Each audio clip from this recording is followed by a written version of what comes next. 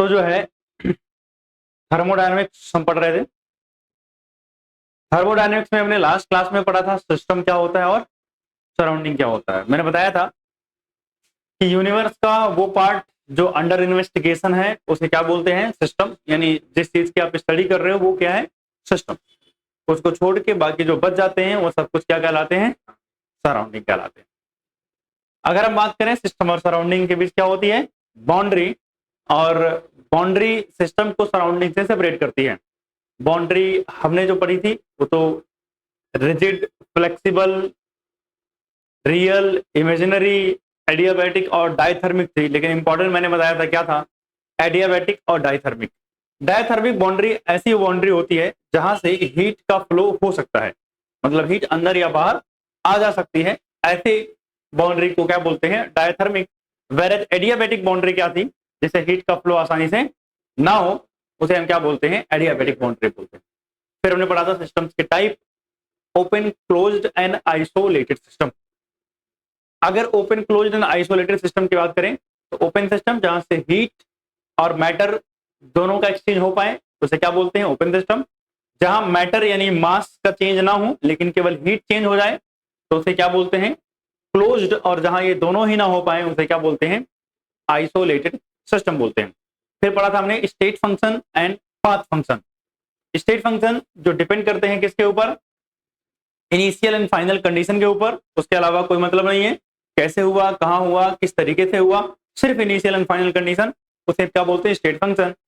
जैसे अगर मैं बात करूं, दूसरा क्या था, पाथ फंक्शन। पाथ फंक्शन में क्या था, वो डिपेंड करते हैं पाथ पर कि कैसे प्रोसेस हुई है, उसे पाथ फंक्शन बोलते हैं। और सिर्फ मैंने बताया था कि दो याद रखना पाथ फंक्शन, हीट और वर्क, बाकी सब के सब क्या है, स्टेट फंक्शन है। क्लियर बात। तो आज हम वहीं से आगे बढ़ रहे हैं।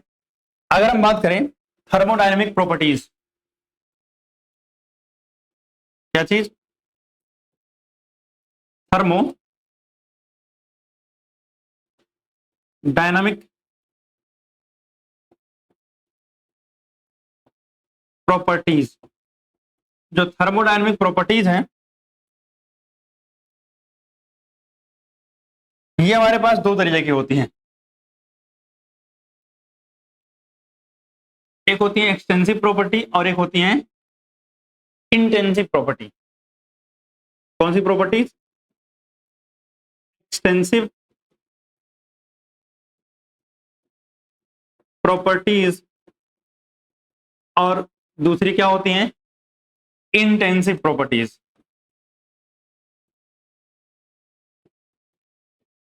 इंटेंसिव प्रॉपर्टीज, सुनना मेरी बात ध्यान से। ऐसी प्रॉपर्टीज जो किस पे डिपेंड करें, अमाउंट ऑफ सब्सटेंस पर डिपेंड करती हैं, या अमाउंट ऑफ मैटर पर क्या करें, डिपेंड करें, उन प्रॉपर्टीज को क्या बोलते हैं, एक्सटेंसिव प्रॉपर्टीज। मतलब सिंपल शब्दों में ये क्या करती हैं, depend on amount of matter. किस पे डिपेंड करती हैं, अमाउंट ऑफ मैटर पे डिपेंड करती हैं। वह है अगर मैं इंटेंसिव प्रॉपर्टी की बात करूं तो ये does not depend upon amount of matter. Amount of matter पे डिपेंड नहीं करती हैं। क्या कहने का मतलब हुआ, सुना ध्यान से। जैसे मान लिया मैंने ये ग्लास है, इस एक गिलास के अंदर पानी ले रखा है, एक गिलास के अंदर क्या रख रखा है, पानी। लेट से मान लेता हूं ये कितना है, 100 ml वाटर, ठीक है। और मेरे पास ये एक बड़ा सा गिलास मान लो, या चलो आप बॉटल ही मान लो इसको, ये मेरे पास एक बड़ी सी क्या है, बॉटल है। इस बॉटल के अंदर भी मैंने क्या कर रखा है, पानी भर रखा है। मान लेते हैं इसमें 1 लीटर पानी, कितना है, 1 लीटर पानी है। मेरा बस सिंपल सा सवाल है, ये बताओ इन दोनों में से, इस ग्लास में से और इस बॉटल में से किस में वाटर का जो मास होगा वो ज्यादा होगा। जहां पर पानी ज्यादा है वहां पर पानी का मास क्या होगा। अगर मैं पूछूं इस ग्लास में से और इसमें किसका वॉल्यूम ज्यादा है? वॉल्यूम किसका ज्यादा है सर? 1 लीटर, तो पहले से देख के भी लग रहा है, बता भी रखा है आपने 1 लीटर है, तो मतलब इसका ज्यादा है, जहां पर अमाउंट ऑफ वाटर क्या है, ज्यादा है। लेकिन मैं पूछूं, मैं कह रहा हूं कि इसकी डेंसिटी जो है 1 ग्राम/ml है, और इसकी डेंसिटी कितनी होनी चाहिए? आपको क्या लगता है? मतलब एक ग्लास वाटर जो मैंने ले रखा है, इसमें वाटर की डेंसिटी कितनी है? लेट से मान लेता हूं कि 1 है, तो जो मैंने 1 लीटर पानी ले रखा है उसमें डेंसिटी क्या होनी चाहिए? हाँ, 1 लीटर पानी की डेंसिटी क्या होनी चाहिए? आपको क्या लगता है? हैं? 100 होना चाहिए? अरे नालायकों, डेंसिटी सेम रहती है सब जगह।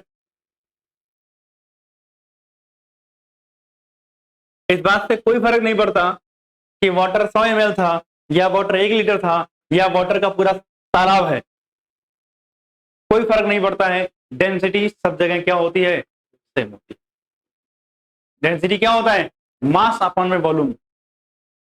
तो यहाँ 1 ग्राम/ml है, तो यहां भी होगी, यानी अमाउंट पे कोई फर्क नहीं पड़ता, चाहे जितनी मर्जी उतनी हो। तो ऐसी प्रॉपर्टीज जो अमाउंट पे डिपेंड नहीं कर रही हैं, जो किस पे डिपेंड नहीं कर रही हैं? अमाउंट पे डिपेंड नहीं करती हैं, हर उस प्रॉपर्टी को हम क्या बोलते हैं? इंटेंसिव प्रॉपर्टी बोलते हैं। और जो अमाउंट पे डिपेंड करती हैं, उस प्रॉपर्टी जो क्या बोलते हैं? एक्सटेंसिव प्रॉपर्टी बोलते हैं। तो जैसे अगर मैं बात करूं एग्जाम्पल, एग्जाम्पल के लिए मास, अगर कहीं पर कोई सब्सटेंस ज्यादा है तो ऑब्वियसली उसका मास ज्यादा होगा, और सब्सटेंस कम है तो उसका मास क्या होगा? कम होगा। अगर कहीं पर किसी सब्सटेंस का अमाउंट ज्यादा है तो उसका वॉल्यूम ज्यादा होगा, और अमाउंट कम है तो उसका वॉल्यूम क्या होगा? कम होगा। फोर्स, क्या? फोर्स, यानी अगर मान लिया, लेट से मान लिया कि आपके सर के ऊपर एक 10 किलो का बैग रख दें, तो फोर्स वो डाउनवर्ड डायरेक्शन में लगा रहा होगा आपके ऊपर। और अगर 100 किलो का बैग रख दें तब, तो फोर्स ज्यादा लग रहा होगा ना। यानी अमाउंट ऑफ सब्सटेंस अगर बढ़ रहा है तो फोर्स भी क्या हो जा रहा है? चेंज हो जा रहा है। इसका मतलब ये भी क्या है? एक्सटेंसिव प्रॉपर्टीज है। एरिया, भैया अगर स्पेस कम है तो एरिया कम होगी, अगर जगह ज्यादा है तो भैया एरिया भी क्या होगी? ज्यादा होगी। इसके अलावा अगर हम बात करें तो आपका आता है इंथैल्पी। क्या आता है? इंथैल्पी। इसका आता है एंट्रोपी। इसके बाद आता है इंटरनल एनर्जी। इंटरनल एनर्जी, ये सारी टर्म आप आगे पढ़ोगे धीरे धीरे करके। अभी आपको इनके नाम ध्यान रखने हैं कि सब के सब क्या हैं? Extensive properties. लेकिन जब मैं आता हूं कहां पर? इंटेंसिव प्रॉपर्टी के अंदर, तो देखना ध्यान से। अगर मैं बोलूं डेंसिटी, क्या बोलूं मैं? डेंसिटी। तो डेंसिटी क्या है? इंटेंसिव प्रॉपर्टी है, इसे कोई फर्क नहीं पड़ता वाटर 1 लीटर है, 2 लीटर है, 4 लीटर है, डेंसिटी सब क्या होगी? सेम होगी। अगर हम बात करें तो कंसंट्रेशन टर्म्स, कौन सी टर्म? कंसंट्रेशन टर्म, जैसे मोलरिटी, मोलरिटी, मोल फ्रैक्शन, ये सब क्या है? कंसंट्रेशन टर्म्स हैं। और अगर हम बात करें तो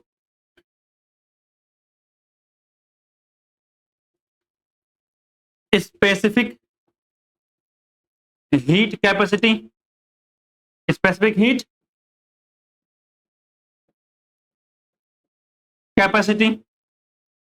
इसके अलावा अगर हम बात करें प्रेशर,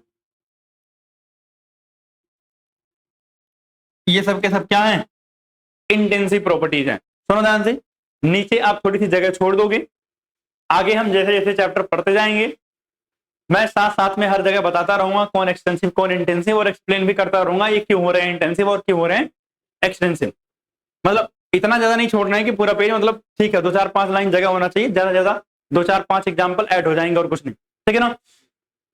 तो एक्सटेंसिव प्रॉपर्टीज क्या होती हैं और इंटेंसिव प्रॉपर्टीज क्या होती हैं, धीरे धीरे आपको और आगे एग्जाम्पल्स मिलते जाएंगे। आपको बस इतना ध्यान रखना है कि एक्सटेंसिव क्या होती हैं जो किस पे डिपेंड करें? अमाउंट ऑफ मैटर पे डिपेंड करें, और इंटेंसिव क्या होती हैं जो अमाउंट ऑफ मैटर पे डिपेंड नहीं करती। और इंपॉर्टेंट बात क्या है कि सर अगर हम बात करें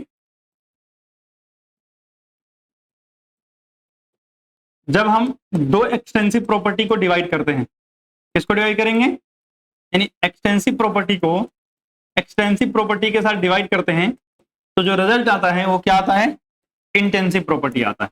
क्या आता है, इंटेंसिव आता है। जैसे एग्जांपल के लिए सुनना ध्यान से, अगर मैं डेंसिटी निकालूंगा तो क्या होता है, मास अपॉन में वॉल्यूम।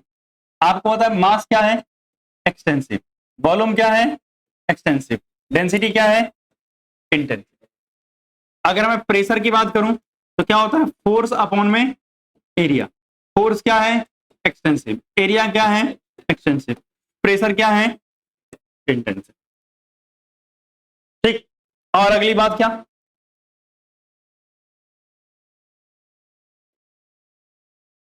क्या कह रहा है, कह रहा है property defined for 1 unit is intensive, is intensive. सुना ध्यान से, जैसे मैंने बताया वॉल्यूम क्या है, वॉल्यूम क्या है, एक एक्सटेंसिव प्रॉपर्टी, सही बात है ना।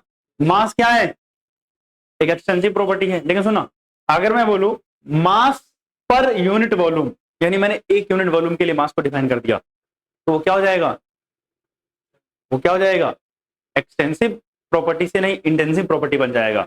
जैसे मैंने बोला वॉल्यूम, वॉल्यूम क्या है, एक्सटेंसिव प्रॉपर्टी।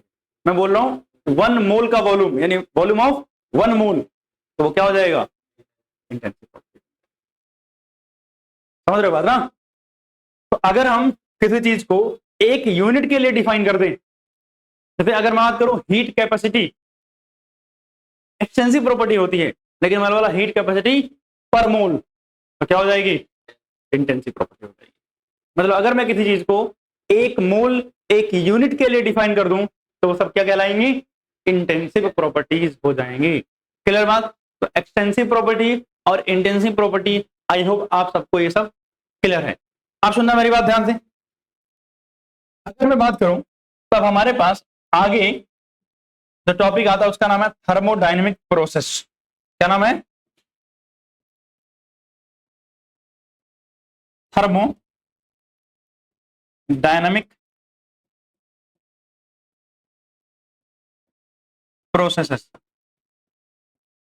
मतलब कौन कौन सी प्रोसेस हैं जो आप थर्मोडायनेमिक चैप्टर के अंदर पढ़ोगे। तो अगर मैं उन प्रोसेस की बात करूं तो एक लिस्ट है मेरे पास, मैं पहले उनके नाम लिख रहा हूं, फिर एक एक करके सारी प्रोसेस आपको समझना है। जो सबसे पहली प्रोसेस है उसका नाम है आइसोथर्मल प्रोसेस। कौन सी प्रोसेस, आइसोथर्मल। जो दूसरी प्रोसेस आपको पढ़नी है उसका नाम है आइसोबारिक प्रोसेस। जो तीसरी आपको पढ़नी है उसका नाम है आइसोकोरिक प्रोसेस।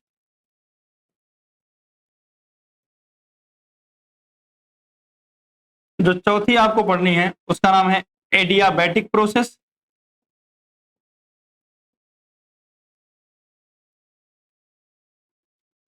जो पांचवी आपको पढ़ना है उसका नाम है रिवर्सिबल प्रोसेस।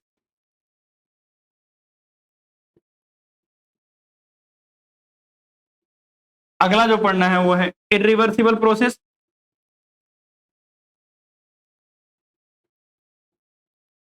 ठीक, इसके बाद जो आपको पढ़ना है वो पढ़ना है साइक्लिक प्रोसेस। और उसके बाद एक और जो पढ़ना है वो क्या है, non cyclic process. Cyclic and non cyclic इसी में लिख दे रहा हूं, ठीक है ना, cyclic and non cyclic process. तो हमारे पास ये अलग अलग प्रोसेस हैं जो हमें इस चैप्टर के अंदर समझना है। क्लियर बात। तो पहले इसको फटाफट नोट डाउन करो, फिर आगे ये करके इस प्रोसेस को समझते हैं। ठीक, तो आगे चलते हैं। सबसे पहले, अच्छा एक बात और, कि आपको एक इक्वेशन याद रखनी है, PV is equal to NRT, NRT, ये है आइडियल गैस इक्वेशन। कौन सी इक्वेशन? Ideal gas equation. पहले आपके सिलेबस में एक चैप्टर था स्टेट्स ऑफ मैटर, उसमें आप पढ़ते थे आइडियल गैस के बारे में, बट अब नहीं है। तो ये इक्वेशन याद रखनी है, ये आइडियल गैस इक्वेशन है। कौन सी इक्वेशन है? बता रहा हूं, आइडियल गैस इक्वेशन। इस इक्वेशन के अंदर पी और वी तो पता है, प्रेशर और वॉल्यूम है, एन नंबर ऑफ मोल है। एन क्या है? नंबर ऑफ मोल्स है। टी तो नहीं बताना पड़ेगा, टी टेम्परेचर है। टी क्या है? टेम्परेचर। और आर है गैस कांस्टेंट। आर क्या है? Gas constant. क्लियर बात? तो ये इक्वेशन है, आर गैस कांस्टेंट, तो ऑब्वियसली इसकी वैल्यू क्या होगी? कांस्टेंट होगी। तो मेरे पास वेरिएबल क्या आ गए? प्रेशर आ गया, वॉल्यूम आ गया, एन यानी नंबर ऑफ मोल्स, और टेम्परेचर आ गया। सही बात है ना? तो याद रखना, इनका काम हम जगह जगह पर यूज करते रहेंगे, इस इक्वेशन का कई सारी जगहों पर, तो ध्यान रखना इसको। अब मेरी बात सुनो ध्यान से। सबसे पहली प्रोसेस जो हमने पढ़ी है या जो हमें पढ़नी है, उस प्रोसेस का नाम क्या है? Isothermal process. कौन सी प्रोसेस? आइसोथर्मल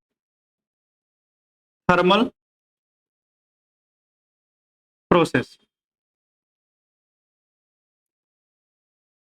कौन सी process? Isothermal process.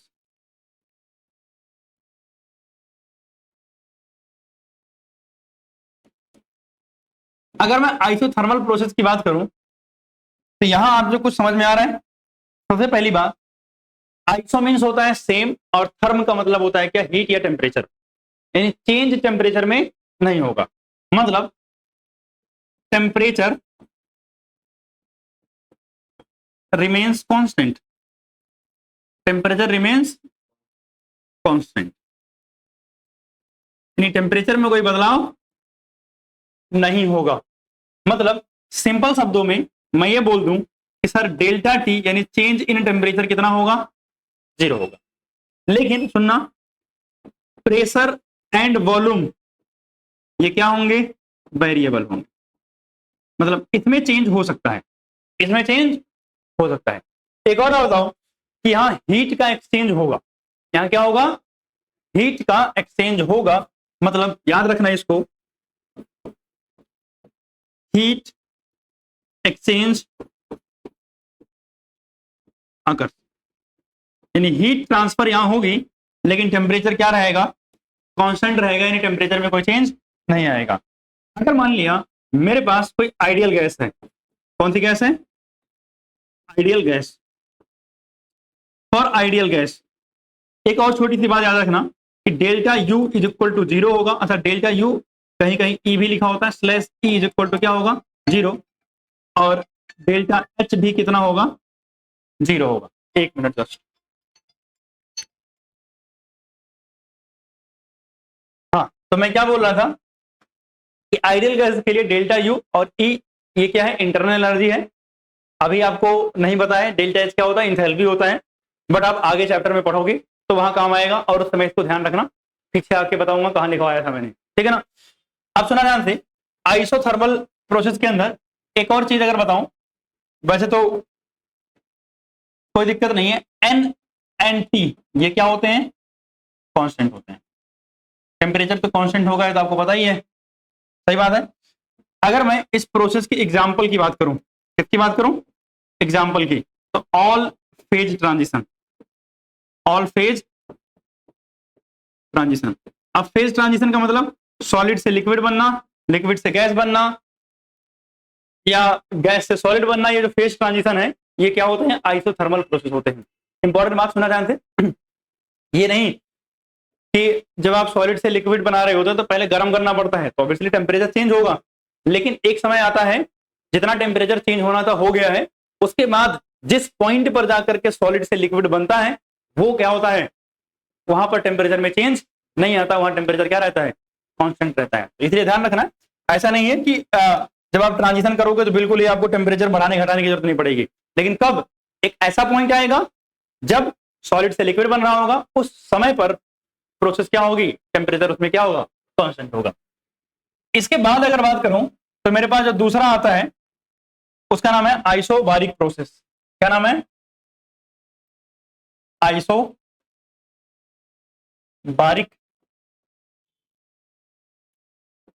Process.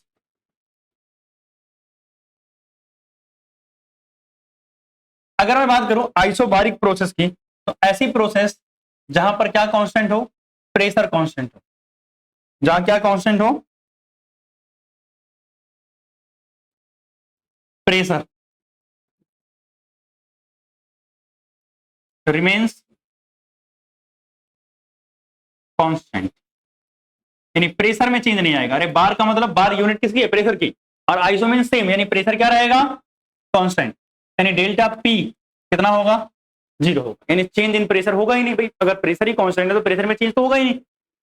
Variable क्या रहेंगे भाई साहब? वॉल्यूम वेरिएबल रहेगा और टेम्परेचर क्या रहेगा? वेरिएबल रहेगा। वॉल्यूम वेरिएबल रहेगा और टेम्परेचर क्या रहेगा? वेरिएबल रहेगा। क्लियर बात यहां तक? कोई समस्या नहीं ना? तो मतलब अगर मैं आइसोबारिक प्रोसेस की बात करूं तो ये कहां होते हैं? At a constant, at a constant pressure, but volume and temperature क्या रहेगा? वेरिएबल रहेगा। इसके बाद अगर आप एग्जांपल की बात करते हो, किसकी बात करो? एग्जांपल की। जितनी भी प्रोसेस होती हैं कहां पर, या ओपन सिस्टम की बात कर लो, ओपन सिस्टम में होने वाली सारी प्रोसेस क्या होती हैं? आइसोबारिक होती हैं। क्यों? क्योंकि अगर सिस्टम ओपन है, अगर सिस्टम ओपन है तो ओपन सिस्टम के ऊपर जो प्रेशर लग रहा होगा कौन सा प्रेशर होगा? एटमॉस्फेरिक प्रेशर होगा। भाई जो प्रेशर लग रहा होगा कौन सा प्रेशर होगा?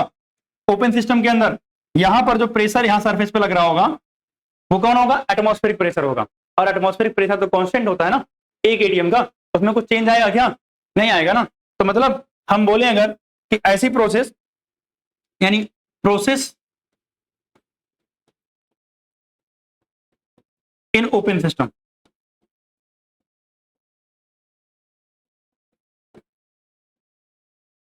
ये सब क्या है? आइसोबारिक। फिर चलते हैं कहां पर? अच्छा एक और बात कि जैसे यहां मैंने नंबर ऑफ मोल्स के बारे में नहीं लिखा, यहां भी अगर मैं लिख दूं एन और पी, ये क्या रहेंगे? कांस्टेंट। एन और पी क्या रहेंगे? कांस्टेंट। अब चलता हूं मैं अगली प्रोसेस पे, और अगली प्रोसेस का नाम क्या है? Isochoric process. कौन सी प्रोसेस? आइसोकोरिक।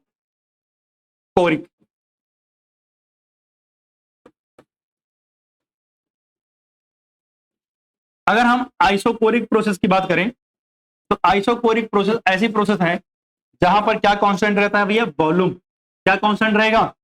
वॉल्यूम। यानी अगर मैं बात करूं तो यहां एन और वी क्या रहेगा? कांस्टेंट। नंबर ऑफ मोल्स तो कांस्टेंट ही है, एन और वी यानी वॉल्यूम भी क्या आ जाएगा? कांस्टेंट। अब मेरी बात सुनो ध्यान से। वॉल्यूम क्या है? वॉल्यूम क्या है? कांस्टेंट। यानी चेंज इन वॉल्यूम क्या होगा? 0। सही बात है। पहली बात तो वॉल्यूम क्या रहेगा? कांस्टेंट रहेगा। तो इसका मतलब ये हुआ सर डेल्टा वी क्या होगा? 0 होगा। बाकी सारे क्या बच गया? या प्रेशर बच गया और टेम्परेचर बच गया, ये क्या होंगे? वेरिएबल होंगे। मतलब ये सब बदलते रहेंगे। इसके अलावा अगर हम बात करें, सुना ध्यान से, फॉर आइसोकोरिक प्रोसेस, यानी अगर कोई प्रोसेस कैसी है? आइसोकोरिक है, तो वर्क डन यानी डब्ल्यू इज इक्वल टू कितना होता है? 0। यहाँ डब्ल्यू क्या है? वर्क है। अब ये क्यों 0 हुआ, कैसे 0 हुआ, आगे आपको समझ में आएगा धीरे धीरे। वर्क क्या होगा? 0 होगा। वर्क डन क्या होगा? 0 होगा। कोई समस्या यहां तक? नहीं ना? यानी वर्क डन आइसोकोरिक प्रोसेस के अंदर कैसा होता है? 0 होता है। तो अगले एरिया डालेंगे आइसोकोरिक के बाद। अच्छा आइसोकोरिक प्रोसेस का एग्जांपल अगर बात करें तो क्या होना चाहिए? जो भी प्रोसेस कहां हो रही है? क्लोज्ड सिस्टम के अंदर। कहां हो रही है? क्लोज सिस्टम के अंदर। तो ये क्लोज सिस्टम के अंदर जो वॉल्यूम रहेगा वो क्या रहेगा? फिक्स रहेगा ना, क्योंकि ना तो कुछ बाहर जा रहा है ना तो कुछ अंदर आ रहा है। तो क्या रहेगा वहां पे? वॉल्यूम क्या रहेगा? कांस्टेंट रहेगा। इसका मतलब प्रोसेस कैसी होगी? आइसोकोरिक होगी। प्रोसेस कैसी होगी? आइसो आइसोकोरिक हुई। तो आइसोकोरिक प्रोसेस का एग्जांपल अगर लिखोगे तो क्या लिखोगे, process in A close system, या सिर्फ आप हाँ वही लिख दो, क्या दिक्कत है। एग्जांपल में क्या लिखोगे, प्रोसेस इन क्लोज्ड सिस्टम, यानी क्लोज सिस्टम के अंदर होने वाली जो प्रोसेसेस होंगी वो क्या रहेंगे, कांस्टेंट रहेंगे। आप सुना ध्यान से। अगर आप बात करोगे किसकी, अगली प्रोसेस की, अगली प्रोसेस का नाम क्या है भाई साहब, एडियाबैटिक प्रोसेस। कौन सी प्रोसेस, एडियाबैटिक प्रोसेस। एडियाबैटिक जहां पर क्या हो, हीट चेंज नहीं होगा। देखो एन तो कांस्टेंट रहेगा ही, एन तो कांस्टेंट रहेगा ही, लेकिन हीट का लेना देना क्या होगा, जीरो होगा। हीट का लेना देना क्या होगा, जीरो। तो एडियाबैटिक प्रोसेस के अंदर हीट चेंज कितना होता है, जीरो होता है। हाँ, heat exchange is zero.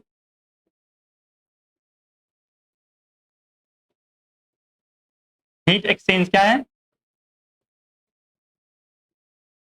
Zero. और अगर हम बात करें तो यहां से जो Q आएगा वो कितना आएगा, जीरो आएगा। तो भैया प्रेशर, वॉल्यूम और टेम्परेचर ये क्या होंगे, वेरिएबल होंगे। और अगर मैं इसके एग्जांपल की बात करूं, प्रोसेस इन आइसोलेटेड सिस्टम। भैया आइसोलेटेड सिस्टम में क्या होता है, ना तो हीट चेंज होती है, ना तो मास में कुछ नहीं आता है। तो भैया हीट चेंज नहीं हो रही है, तो हीट चेंज नहीं हो रही है तो क्या हो जाएगा, जीरो हो जाएगा। मतलब अगर मान लिया मैं कोई प्रोसेस करवा रहा हूं और उस प्रोसेस के अंदर मैंने बाहर क्या लगा रखा है, थर्मल इंसुलेशन। बाहर क्या लगा रखा है, थर्मल इंसुलेशन, कि भैया इस प्रोसेस के अंदर हीट बाहर नहीं जानी चाहिए। यह क्या है, थर्मल इंसुलेशन, थर्मल इंसुलेशन। मतलब हीट का चेंज नहीं होगा, ना तो हीट अंदर जा सकती है, ना तो हीट बाहर आ सकती है। क्लियर बात। इसे हम क्या बोलेंगे, एडियाबैटिक प्रोसेस बोलेंगे। कौन सी प्रोसेस बोलेंगे, एडियाबैटिक प्रोसेस बोलेंगे। क्लियर बात।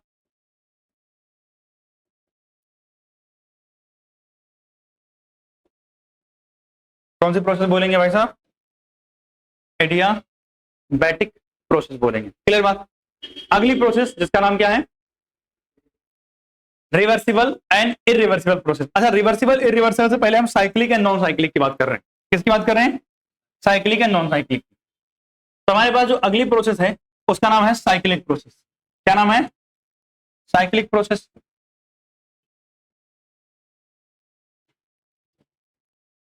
Cyclic process.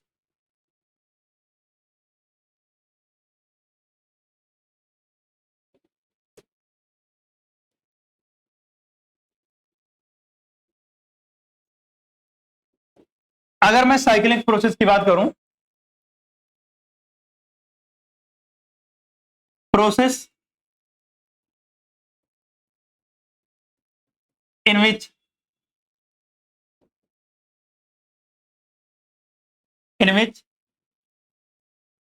Initial and final condition of system is same. मतलब इनिशियल और फाइनल कंडीशन क्या रहेगी, सेम रहेगी। मतलब जहां से शुरू किया था वहीं पे पहुंच गए।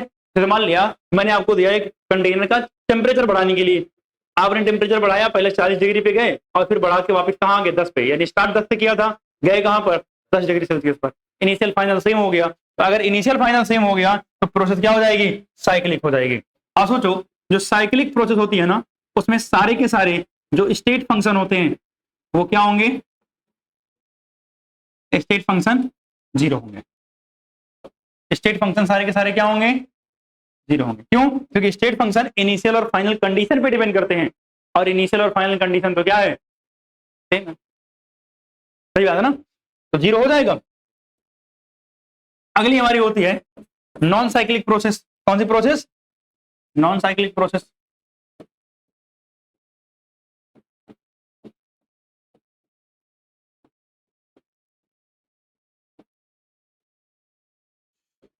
अगर कोई प्रोसेस नॉन साइक्लिक है तो उस केस में क्या होगा?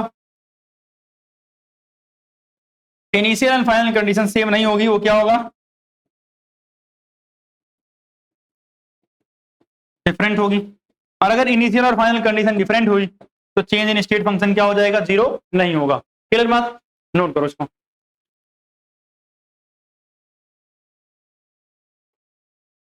तो अगला हमारे पास टॉपिक है रिवर्सिबल एंड इरिवर्सिबल प्रोसेस। एक तरफ हम इधर लिख रहे हैं रिवर्सिबल प्रोसेस। कौन सी प्रोसेस? Reversible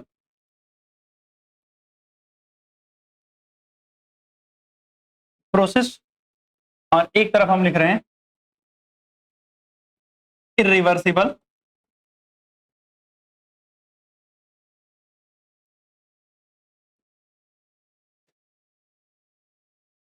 process. अब नाम से आपको थोड़ा बहुत तो अंदाजा लग ही रहा होगा, जिसको रिवर्स कर दिया जाए उसे रिवर्सिबल, और जो रिवर्स ना हो पाए उसे क्या बोलते हैं? Irreversible. The process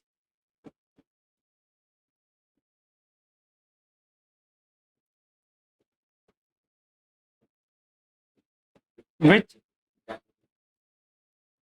can be reversed,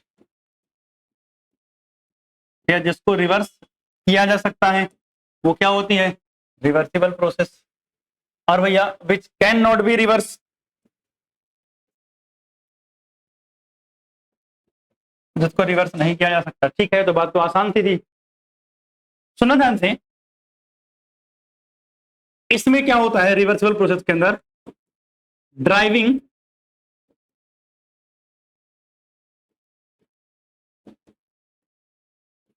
force is infinitesimally greater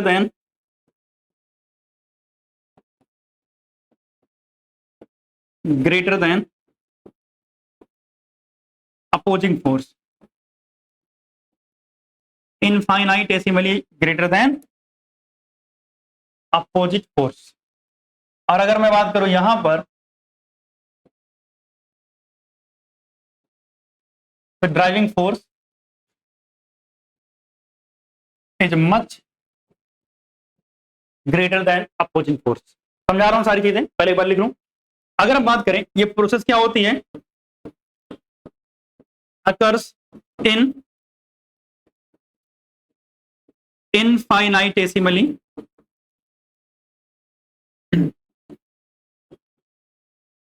many small steps।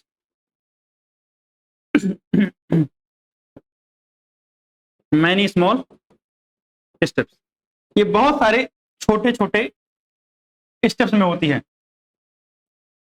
और अगर मैं बात करूंगा इसकी, तो occurs in finite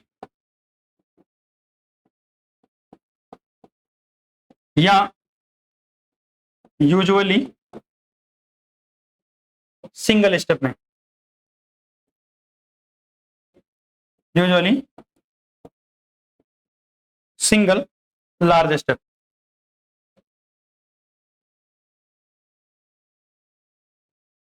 single large step.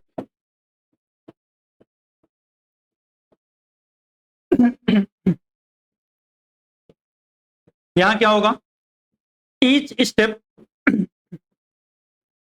Is in equilibrium with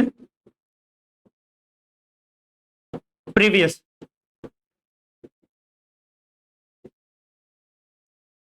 यहां पर ओनली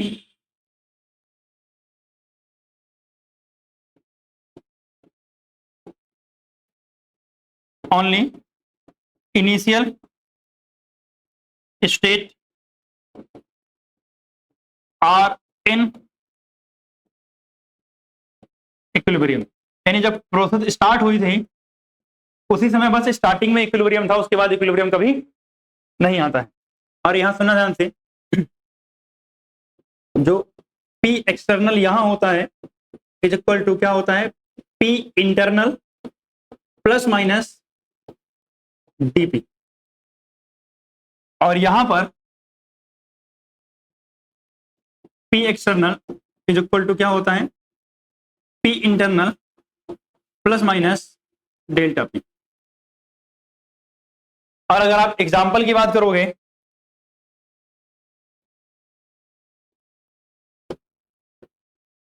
तो आइडियल प्रोसेस,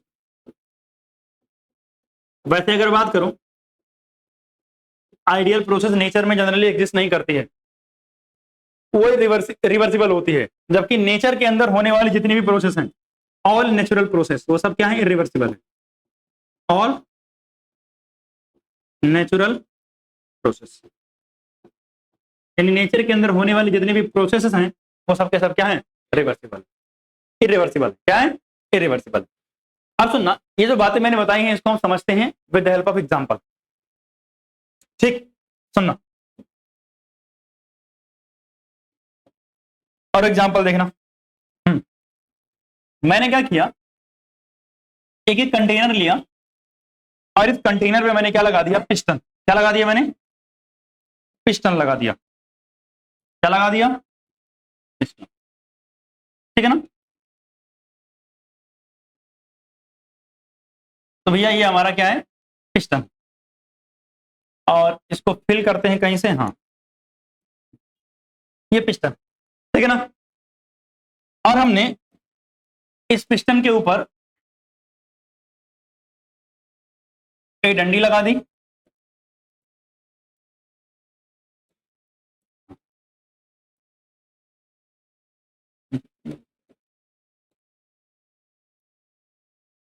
कलर, ठीक है ना। अब मेरी बात ध्यान सुनो, इस पिस्टन से हम क्या लगा रहे हैं, एक प्रेशर लगा रहे हैं। क्या लगा रहे हैं, प्रेशर नीचे की तरफ। और मैं मान रहा हूं कि अंदर क्या भरी हुई है, गैस। अंदर क्या भरी हुई है, गैस भरी हुई है। ऑब्वियसली अगर मैं मान लूं कि इनिशियली ये पिस्टन यहीं पर रुका हुआ है, इनिशियली ये पिस्टन यहीं पर रुका हुआ है, तो सर नीचे से जो गैस है, वो गैस जो प्रेशर लगा रही होंगी वो इंटरनल प्रेशर होगा। भाई इसके अंदर मैं मान रहा हूं क्या भरी हुई है, गैस। तो भैया ये गैस जो प्रेशर ऊपर की तरफ लगा रही होंगी वो क्या होगा, इंटरनल प्रेशर होगा। तो मतलब यहां जो लग रहा है प्रेशर इंटरनल, या कई बार आप बोल सकते हो प्रेशर ऑफ गैस, कोई दिक्कत नहीं है। क्या बोल सकते हो, प्रेशर ऑफ गैस भी बोल सकते हो। अब मेरी बात सुनना, ऊपर से जो आप पिस्टन का प्रेशर लगा रहे हो उसको हम बोलते हैं पी एक्सटर्नल यानी एक्सटर्नल प्रेशर। ठीक, अब आप मुझे बताओ कि अगर मान लिया पिस्टन रुका हुआ है अपनी जगह पे, मतलब अंदर से लगने वाला प्रेशर और बाहर से लगने वाला प्रेशर दोनों बराबर होंगे, होंगे ना। क्योंकि अगर दोनों बराबर होंगे तो पिस्टन क्या होगा, रुका रहेगा। अब मैंने क्या किया, एक छोटा सा कंचा लिया ऐसे या पत्थर लिया और इस पे उठा के रख दिया, तो पिस्टन थोड़ा सा कहां मूव करेगा, नीचे मूव करेगा। यानी पिस्टन हल्का सा नीचे मूव करेगा। तो मतलब ऊपर वाला प्रेशर नीचे वाले प्रेशर से थोड़ा सा क्या हो जाएगा, ज्यादा, थोड़ा सा ज्यादा होगा, बहुत थोड़ा सा, क्योंकि आपने थोड़ा सा कंचा रखा है। तो इस थोड़े से प्रेशर को मैं क्या बोल दूं, डीपी। क्या बोल दूं, डीपी। तो भैया एक्सटर्नल प्रेशर थोड़ा सा बढ़ गया है, एक्सटर्नल प्रेशर थोड़ा सा बढ़ गया है। तो पहले एक्सटर्नल प्रेशर बराबर था किसके, इंटरनल प्रेशर के। जैसे आपने कंचा रखा एक्सटर्नल प्रेशर बढ़ गया है, तो कितना बढ़ा है, डीपी बढ़ा है। सही बात है ना। मैं ये कंचा यहां से हटा दूं, अगर मैं ये कंचा भाई साहब यहां से हटा दूं तो क्या होगा, सर ये जो डीपी से बढ़ा था ये डीपी से क्या हो जाएगा, घट भी तो जाएगा, घट जाएगा नहीं घट जाएगा। इसलिए अगर मैं यहां माइनस लगा दूं, भाई जब घटेगा तो क्या होगा, भाई जितना डीपी बढ़ा था वो माइनस कर देंगे, यानी यहां आगे माइनस साइन भी लगा सकता हूं। इसका मतलब अगर मैं एक एक छोटा छोटे पत्थर रख के पिस्टन के ऊपर पिस्टन को धीरे धीरे नीचे लेके जा रहा हूं, पत्थर हटाऊंगा पिस्टन फिर से ऊपर आ जाएगा, फिर से रख दिया पिस्टन फिर से कहां चला जाएगा, नीचे चला जाएगा। रखूंगा तो नीचे जाएगा, हटाऊंगा तो कहां जाएगा, ऊपर चला। एक पत्थर रखने से जो प्रेशर में बदलाव आ रहा है वो कितने का आ रहा है, डीपी। रखने से डीपी बढ़ जा रहा है और हटाने से डीपी घट जा रहा है। सही बात है ना। आप बताओ, जब मैंने पिस्टन पे पत्थर रखा, पिस्टन थोड़ा सा नीचे आया फिर से रुक गया, सही बात है ना। फिर से इक्विलिब्रियम आ गया, रुक गया मतलब इक्विलिब्रियम आ गया। मैंने पत्थर हटाया फिर से पिस्टन ऊपर चला गया जहां से आया था। तो इसका मतलब सिंगल छोटे छोटे स्टेप में हो रहा है ये। और अगला स्टेप पिछले स्टेप के साथ क्या है, इक्विलिब्रियम में, मतलब पत्थर हटाते ही वो पीछे चला जा रहा है, रखते ही वो आगे चला जा रहा है, मतलब ये रिवर्सिबल प्रोसेस है। क्यों? क्योंकि जब मैंने रखा आगे गया, हटाया फिर से पीछे आ गया, मतलब प्रोसेस क्या हो गई, रिवर्स हो गई ना। प्रोसेस क्या हो गई, रिवर्स हो गई। तो अगर कहीं पर ऐसी प्रोसेस हो रही है तो वो क्या होती है, रिवर्सिबल प्रोसेस। लेकिन यहां सुनना, यहां पे प्रेशर जो लग रहा था वो क्या था, पी एक्सटर्नल। यहां पे जो प्रेशर लग रहा था वो क्या था, पी इंटरनल। और अब की बार आपने कोई छोटा मोटा पत्थर नहीं रखा है, ये मेरे पास एक पत्थर है और ये पत्थर कितने का है, मान लिया 5 kg का है, और मैंने ले जाके सीधा क्या कर दिया, इस पर रख दिया। तो पिस्टन क्या आएगा, सडनली नीचे। और इस बार जो चेंज आएगा वो कितने का आएगा, डेल्टा पी। अच्छा, जब ट्रायंगल बनाते हैं तो आपने फिजिक्स में पढ़ा होगा, मतलब चेंज बड़ा है और अगर मैं क्या बनाऊं, डी लगाता हूं, इसका मतलब वो चेंज क्या है, बहुत छोटा है। तो मैंने डेल्टा पी बनाया, मतलब क्या है, चेंज बहुत बड़ा है। मतलब पिस्टन अचानक से नीचे आएगा और जो गैस थी अंदर ना, हाई प्रेशर की वजह से क्या हो जाएगी, कंप्रेस हो जाएगी। अब अगर आप पत्थर हटाओगे तो गैस कंप्रेस होकर लिक्विड में कन्वर्ट हो गई है, फिर से अब वो गैस में नहीं आएगी और प्रोसेस रिवर्स नहीं होगी। ठीक, तो इस केस के अंदर अगर मैं बात करूं तो जो पी एक्सटर्नल आपका होगा, पहले तो सर पी इंटरनल के बराबर था, पहले पी इंटरनल के बराबर था। अब क्या हुआ, डेल्टा पी से चेंज हुआ है। अगर आपने लगाया था या हटाते तो चेंज कितना आएगा, प्लस माइनस डेल्टा पी का आएगा। और डेल्टा पी क्या होगा, ये जो होता है ये लार्ज चेंज है। ये क्या है, लार्ज चेंज। और ये जो डेल्टा पी आपको दिख रहा है ये क्या है, वेरी स्मॉल चेंज। ये क्या है, वेरी स्मॉल चेंज। क्लियर बात। तो यहां तक की बात हो गई कि थर्मोडायनेमिक में अलग अलग प्रोसेस क्या होती हैं, उनके बारे में मैंने सारी बातें कर ली हैं, यानी इंपॉर्टेंट टर्म्स जो थी इस चैप्टर के अंदर वो सब हमने डिस्कस कर लिया है। अब जो है हम अगली क्लास से स्टार्ट करेंगे वर्क और हीट, और अगली क्लास का हमारा टारगेट होगा कि वर्क और हीट दोनों पढ़ने, वर्क क्या होता है और हीट क्या होता है। ठीक है ना। तो आज के लिए बस यहीं तक, बाकी मिलेंगे अगली क्लास।